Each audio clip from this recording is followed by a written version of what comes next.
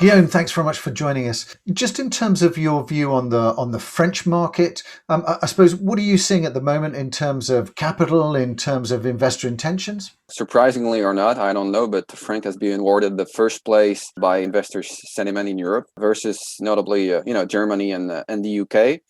It's a very positive things.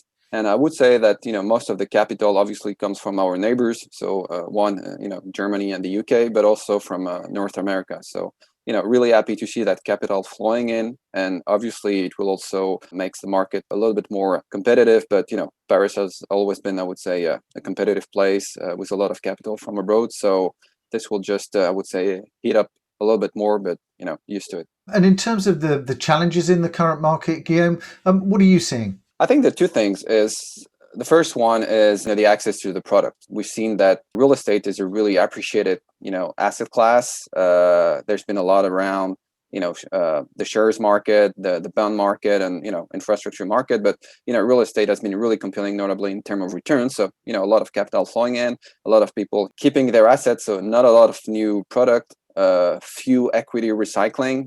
Everyone wants to keep their pretty good returns. So I would say chasing the products is really hard. I would say either you keep the discipline and obviously you reduce your will to invest. That can be something, but I would say most of the investors have, I would say, a long list to fulfill. So, face the competition, maybe find some angle that some of your competitors don't find, or, most of all, trying when you're buying an asset, a long view and already know what you're going to do at the end of the investment cycle. And in terms of those opportunities, Guillaume, I suppose, where are you seeing the opportunities for capital at the moment? I would say if you're a core player, obviously, you can still have a lot of interest in going directly to the tender offers or, directly accessing the market. But if you're looking for some more value, the fact that, capital has been flowing in here in France makes, I would say, your value approach from a competitor's perspective really complicated to get. So I would rather encourage